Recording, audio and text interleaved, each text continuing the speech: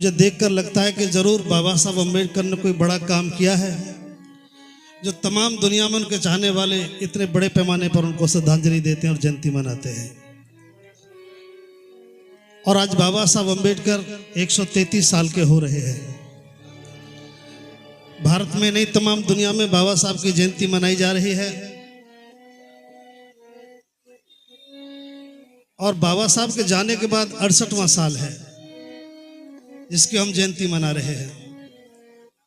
सामान्य साथियों, इस मंच पर भी मैंने 2-3 बातें देखी। मैं अपनी बात चर्चा करने से पहले मैं उनका थोड़ा सा आपको संज्ञान में लाना चाहूंगा। एक तो ये, अभी यहाँ संविधान की एक प्रस्तावना पढ़ के सुनाई गई। जिम्मेदार प्रतिनिधियों ने भारत के संविधान की प्रस्तावना को पढ़ा और 1-2 सेकंड 10 सेकंड में पढ़ करके उसको सुना दिया। हमने भी सबने पढ़ा। इसे बताने से पहले मुझे बताना जरूरी है, मैं देख करके प्रस्तावना पढ़ते मुझे याद आया, आप सबको पता होगा, जयंती पे चर्चा भी 2 मिनट में कर लेंगे। अभी जो लोग मंच से संविधान की प्रस्तावना पढ़ रहे थे, मैं भी पढ़ने वालों में था।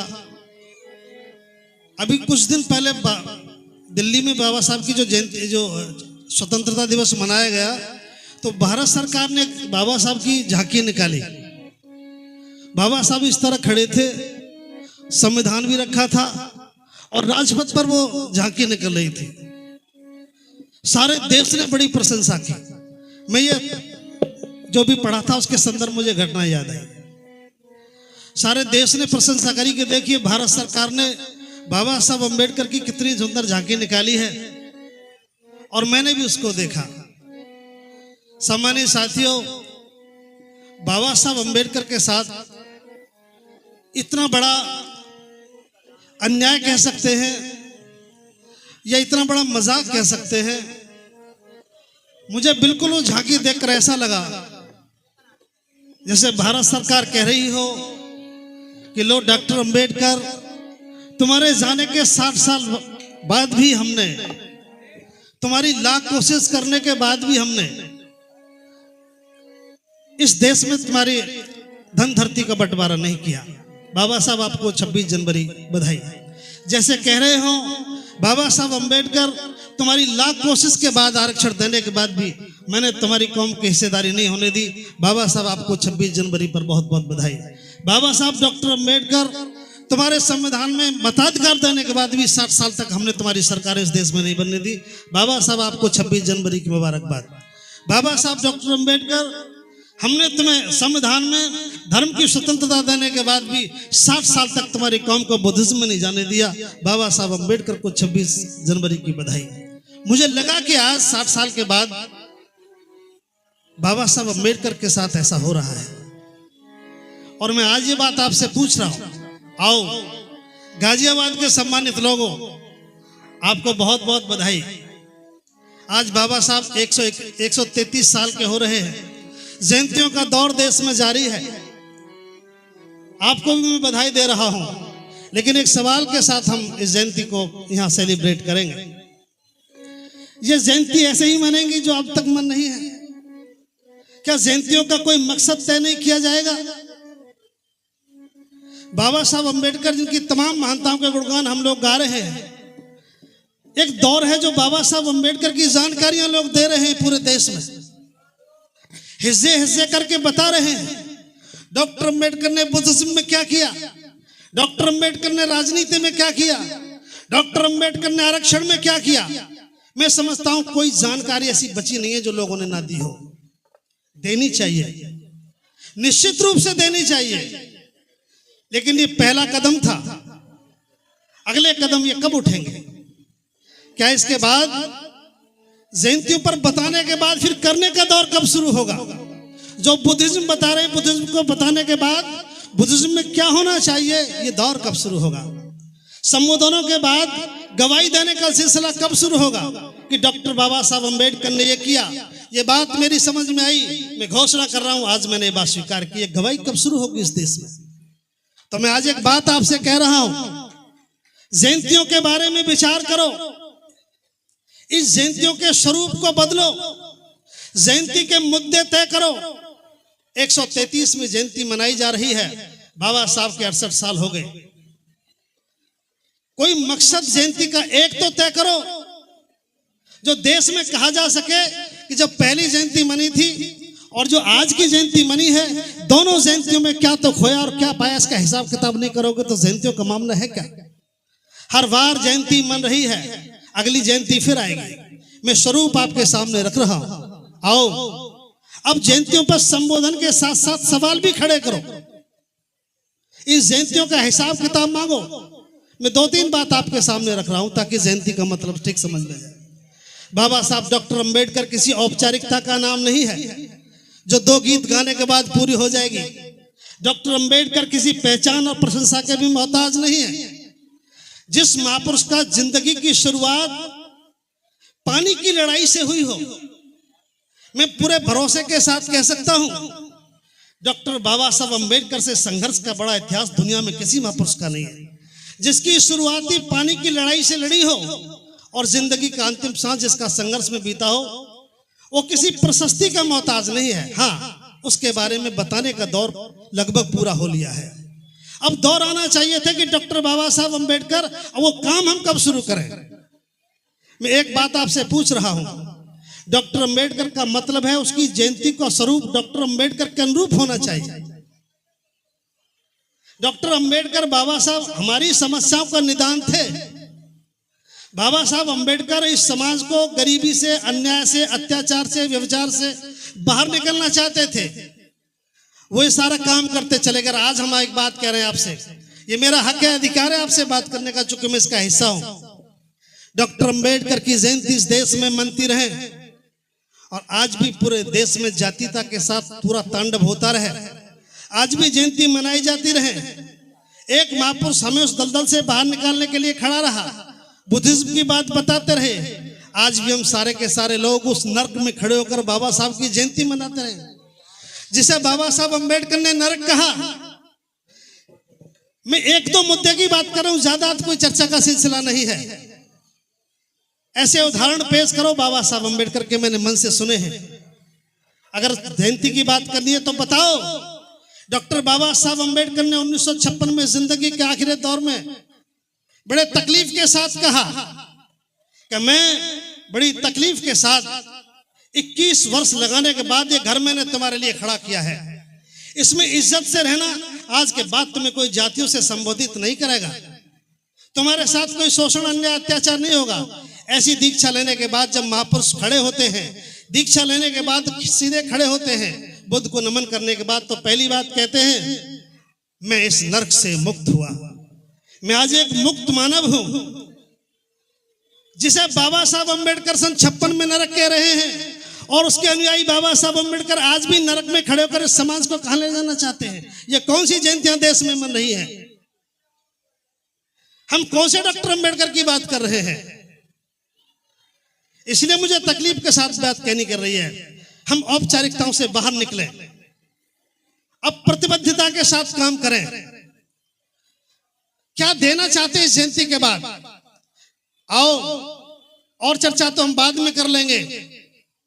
इन जयंतियों का स्वरूप तय करो, इसमें कुछ मुद्दे तय हो जाने चाहिए। जयंती का मतलब था कि हम लोग, कुछ मजबूत लोग, समाज की अगुवाई करने वाले लोग हर जयंती पर एक कार्य योजना बनाएं, समाज के निदान का रास्ता देखें और लोग कह सकें, 4 लोग भी। मुझे नहीं पता कि कितने लोगों ने यहाँ पुष्प अर्पित किए हैं, आप बहुत गौरवशाली हैं, लेकिन मैं ऐसे लोगों की तलाश में हूं जो 5 लोग भी ये कह सकते हो, हे बाबा साहब डॉक्टर अंबेडकर, मैं आज आपके जन्मदिन पर पुष्प अर्पित कर रहा हूं, मैंने पुरानी व्यवस्था से नाता समाप्त कर लिया, बाबा साहब को पुष्प अर्पित। अगर ये 5 लोग भी देश में खड़े हों तो मैं समझता हूं सच्ची श्रद्धांजलि होगी। आइए, आज मैं 2-3 बात आपके सामने रख रहा हूं। बाबा साहब डॉक्टर अंबेडकर तो दोबारा इस देश में आने वाले नहीं हैं। सामान्य साथियों, जिस बाबा साहब डॉक्टर अंबेडकर ने उस जमाने में जब पेट में रोटी नहीं, सर पर साया नहीं, सामाजिक कोई सुरक्षा नहीं, इस गूंगे और बहरे समाज की लड़ाई लड़ी, इसको एक रास्ता दिया। उस वक्त हमारी कोई मजबूरी हो सकती थी, हो सकता है मुझसे पहले भी और मेरे बाद भी बहुत लोग इस बात का वर्णन करेंगे, बाबा साहब अंबेडकर के तकलीफों की दास्तां सुनाएंगे, बाबा साहब की जाती हुई संतानों के बारे में बताएंगे। बहुत बड़ी जानकारी बाबा साहब के बारे में देंगे, देनी चाहिए, मैं इस बात का समर्थक हूं, लेकिन ये जानकारी ही देनी चाहिए, इसके आगे का काम कौन करेगा। एक गवाही भी देनी चाहिए। मैं आज एक गवाही आपके सामने दे रहा हूं। जब तक मुझे नहीं पता था कि मेरे तमाम गुनाहों का जिम्मेदार कौन है, मेरी कौम की बर्बादी का जिम्मेदार कौन है, मेरे समाज की बहन बेटियों के साथ रोज गाजर मूली की तरह अत्याचार करने वाला कौन है, मुझे चमार और भंगी कहने वाला कौन है, 5 साल से मेरी जमीन और जायदाद को लूटने वाला कौन है, जब तक मुझे नहीं पता था, मुझे नहीं पता था।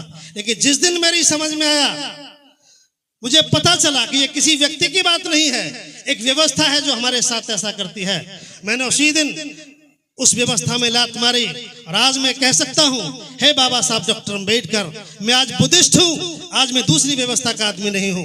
मैंने पर्व को छोड़ दिया, मैंने परंपराओं को छोड़ दिया, मैंने नाम भी बदल दिया। आज मैं गर्व और गर्व से साथ कह सकता हूं, हे बाबा साहब डॉक्टर अम्बेडकर, मुझे अफसोस कि मेरी जिंदगी गफलत में बीती। मुझे आज पता लगा तुम्हारे साथ भी डॉक्टर बाबा साहब अम्बेडकर एक व्यवस्था ने बुरा किया, तुम्हारी संतानों को भी एक व्यवस्था मिल गई। बाबा साहब डॉक्टर अम्बेडकर 5000 साल से मेरी कौम को भी तेरी दूसरी व्यवस्था ने रौंदा। मेरी जैसे ही समझ में आया, मैंने उसी वक्त निदान कर दिया। और मैं आज आपके सामने गवाही दे रहा हूं, भाषण के साथ एक गवाही भी दे रहा हूं। मैं आज एक मुक्त मानव हूं, मैं उस व्यवस्था का आदमी नहीं हूं जिसका नाम भी लेना पसंद नहीं करता। अगर इस तरह के लोग इन बाबा साहब की मंचों से मजबूत लोग कुछ खड़े होकर एक गवाही देते तो मेरा भरोसा है, अगर मेरे जैसे लोग एक गवाही देते तो समाज को बदलने में ज्यादा वक्त नहीं लगता। हम लोग खामोश हो गए चूंकि हमने अपने आप को बदला नहीं। इस तरह की मेरी आपकी संभावना है। आओ, आज गाजियाबाद में हम 4 निर्णय ले रहे हैं। चूंकि मैं आज बाबा साहब को मैंने देखा नहीं, मान्यवर काशीराम साहब को मैंने देखा, लेकिन बचपन में देखा है। मेरा आज का जीवन भारत के महान भिक्खु डॉक्टर करुणा सिंह राहुल के मार्गदर्शन में गुजर रहा है। मैं उनको आदर्श मानकर उनके निर्देश पर यहाँ आया हूँ। उनका एक आह्वान है कि जाओ और जहां जहां भी बाबा साहब की जयंतियां मनाई जा रही हैं, उनमें 4 बात बता कराओ और निर्भीकता के साथ बताओ। ये बात हमें बतानी होगी। ये आज मैं आपसे निवेदन कर रहा हूं, मेरे समाज के विद्वान साथियों, बहुत लंबी बात नहीं है, मात्र 4 बातें बता रहा हूं। आज के बाद हम जयंती, जो लोग जयंती मना रहे हैं बाबा साहब अम्बेडकर पर, इनका एक मजबूत मसौदा तय करो। नंबर 1, कोई मेरा लंबा चौड़ा भाषण नहीं है, चूंकि मैं डॉक्टर अम्बेडकर में टूट विश्वास रखता हूं, मैं बुद्धिस्ट आदमी हूं, इसलिए 4 बात मैं हमारे बहन बेटियों को बता रहा हूं। मन से मुझे भी सुनने को भी मिला था कि बहनों तुम जिम्मेदार हो। मुझे नहीं पता कि उनका मूल्यांकन क्या हो सकता है कि तुम धार्मिकता के लिए गुनहगार हो, लेकिन मैं आज आपको बता रहा हूं, अगर गुनहगार हैं तो दोनों ही लोग गुनहगार हैं। चूंकि यहाँ पर जो प्रस्तुति की थी वो पुरुषों ने नहीं, महिलाओं ने की थी भारतीय संविधान की, इसलिए महिलाओं की अग्रणी भूमिका है। तो लीजिए 4 काम जयंती के लिए, आज 4 काम करिए यहाँ से जाने के बाद। और मेरा दावा है अगली जब जयंती मनाई जाएगी तो कम से कम कुछ लोग ऐसे जिंदा दिल होंगे जो कह सकेंगे कि बाबा साहब अम्बेडकर, हम आपको पुष्प अर्पित कर रहे हैं। नंबर 1, एक काम करना, पहला बता रहा हूं, साहस और हिम्मत का काम है। पहला काम, हमें दूसरे से लड़ाई न लड़नी। नंबर 1, आज के बाद मेरे समाज के लोगों, बाबा साहब अम्बेडकर को आदर्श मानने वाले लोगों, एक काम, जन्म से लेकर के मृत्यु तक का संसार कोई हमारा दूसरे व्यवस्था नहीं करेगा। क्या बात आप सहमत हैं? जन्म से लेकर के केवल अपना ही नहीं, आज के बाद जब कल का दिन निकले तो 364 दिन का हिसाब रखना। ये जयंती केवल आज के लिए नहीं है, कल के बाद अभियान चलाना और कहना कि बाबा साहब डॉक्टर अम्बेडकर, हमने संकल्प लिया है आज के बाद मेरे घर में, और मैं प्रयास करूंगा जन्म से लेकर मृत्यु तक का कोई संस्कार दूसरी व्यवस्था वाला नहीं करेगा। ये बाबा साहब अम्बेडकर को पहली श्रद्धांजलि होगी। नंबर 2, अगली जयंती पर जवाब दे सकते हैं, नाप तोल कर सकते हैं, हिसाब किताब दे सकते हैं कि अगली जयंती कौन मनाएगा। नंबर 2, दूसरा काम बता रहा हूं, 1 जनवरी से लेकर के दिसंबर 6 तक 12 महीने में दूसरी व्यवस्था का कोई पर्व परंपरा हमारे घरों में नहीं होना चाहिए। ये दूसरा हमारा इरादा है। आप सहमत हैं? 3 ही काम होंगे, बुद्ध पूर्णिमा, धम्मचक्र प्रवर्तनाय, सम्राट अशोक विजयदशमी, धम्म के काम 3 केवल। जयंतियां सभी महापुरुषों की, मामला साफ, हिसाब किताब बराबर। और अंत में तीसरी बात, अपनी शैली याद रखना मेरे बहन बेटी और समाज के नौजवान दोस्तों। 68 साल की एक बात आपसे कह रहा हूं, देश में मुसलमान पहचाना जाता है, हिंदू पहचाना जाता है, सिख पहचाना जाता है। डॉक्टर बाबा साहब अम्बेडकर के लोगों को कहना पड़ता है कि मैं बुद्धिस्ट हूं। आज के बाद हम अपनी पहचान के साथ जिएंगे, चाहे हमारे वस्त्र हो, चाहे हमारा मकान हो, चाहे हमारी दुकान हो, हमारे साथ पहचान के साथ होना चाहिए। ये हमारा तीसरा संकल्प है। और चौथा एक खतरनाक काम, मैं माननीय आयोजक मंडल से बस 2 मिनट ले रहा हूं, काम की बात कह रहा हूं। नंबर तीसरा काम बहुत महत्वपूर्ण है। देश में खतरनाक दौर चल गया है। जिस जयंती को तुम मना रहे हो, इस जयंती को कोई और भी मनाने लगा है। इस जयंती को तुम मना रहे हो, इसको दूसरा भी कोई मनाने लगा है। इस अतिक्रमण से जयंती को बचाओ। मैं कौन सा अतिक्रमण बता रहा हूं? नंबर 1, आज के बाद किसी की राजनीतिक दुहाई देकर कोई आदमी इसका लाभ उठाए तो मुझे पता नहीं, लेकिन आपसे एक बात कह रहा हूं आज मंच पर, बाबा साहब अम्बेडकर का जिन्होंने दिल दुखाया हो, उस व्यवस्था के लोगों ने बाबा साहब अम्बेडकर की संतानें नष्ट कर दी हो, बाबा साहब अम्बेडकर ने 5000 में जिन्हें रौंद डाला हो, उस व्यवस्था का आदमी हमारी बाबा साहब अम्बेडकर की जयंतियों के फीते कभी नहीं काटना चाहिए। मेरा आपसे निवेदन है, कहीं भी पूरे देश में एक बाबा साहब डॉक्टर अम्बेडकर जिंदा रहा तो इस कौम के लोगों का नेतृत्व करता रहा, न बिका न टिका। एक बार बाबा साहब कहते हैं, जब धार्मिक परिवर्तन की बात आई, ध्यान से सुन लेना यह बात, जब धार्मिक परिवर्तन की बात एक हमारे मसीहा ने कही सन 1935 में, तब भारत का निजाम, हैदराबाद का निजाम उस बाबा साहब अम्बेडकर को 5 करोड़ की ऑफर कर रहा था। नितांत अभाव में रहने वाले बाबा साहब डॉक्टर अम्बेडकर को धन का अभाव था, जन का अभाव था, बहुत तरह की दरिद्रता थी। बाबा साहब अम्बेडकर को तब 5 करोड़ का प्रलोभन दिया, लेकिन डॉक्टर बाबा साहब अम्बेडकर हमारा कल्याण देख रहे थे, धन नहीं देख रहे थे। नंबर 2, दुनिया की ईसाइयत ने कहा कि डॉक्टर अम्बेडकर ईसाई हो जाओ, हम देश की कोई भी तुम्हें रियासत दे देंगे। डॉक्टर बाबा साहब अम्बेडकर ने मना किया। तमाम धार्मिकताएं धन लेकर बाबा साहब के सामने गिड़गिड़ाती रही। और तीसरी घटना, लेकिन मेरा बाबा साहब डॉक्टर अम्बेडकर तब बिका नहीं, तब झुका नहीं। जब बाबा साहब अम्बेडकर नहीं झुका तो मैं आज आपसे पूछ रहा हूं, जयंती मनाने वाले थोड़े होश में आओ। समाज के चंदे से जयंती मनाओ, समाज के संसाधनों से जयंती मनाओ, समाज के मान सम्मान से जयंती मनाओ, तो फिर कहां दूसरी व्यवस्था के आदमी की तुम्हें जरूरत पड़ेगी? बिल्कुल भी दूसरी व्यवस्था का आदमी जयंतियों में प्रमुख भूमिका में नहीं रहना चाहिए। ये हमारा तीसरा काम है। गंगाधर को दफन करने के लौटते वक्त हमारा महापुरुष कह रहा है कि गंगाधर के दफन करने के लिए मेरे पास पैसे नहीं थे। लौट कर आते तो बाबा साहब कह रहे हैं कि गरीबी के जो दिन मैंने देखे हैं, अध्यक्ष साहब एक ही मिनट ले रहा हूं, मैंने जो गरीबी के दिन देखे हैं भारत की धरती पर देश के किसी राजनेता ने नहीं देखा होंगे। इसके बावजूद भी मैंने अपने आप को बिकने नहीं दिया। ऐ मेरे समाज के लोगों, एक मेरा महापुरुष उस गरीबी में दहाड़ रहा है, वो तब नहीं बिका। आज डॉक्टर अम्बेडकर के नाम पर बिकने वाले लोगों को रोको। डॉक्टर बाबा साहब अम्बेडकर की जयंतियों में ये प्रमुख लोग नहीं होने चाहिए। मेरा आपसे निवेदन है। आज मैं देख रहा हूं बाबा साहब की प्रतिमाओं का अनावरण दूसरी व्यवस्था के लोग कर रहे हैं। हो सकता है 10-5 हजार रुपए दे जाए, लेकिन बाबा साहब अम्बेडकर के चढ़ छूने की औकात तो उन लोगों की नहीं है। तो आज मेरा आग्रह है, देश में कोई भी प्रतिमा का अनावरण करो, बाबा साहब की कोई जयंती मनाओ, दूसरी व्यवस्था का आदमी कोई अध्यक्षता और प्रमुख भूमिका में नहीं होना चाहिए। ये मेरा चौथा आपसे आह्वान है।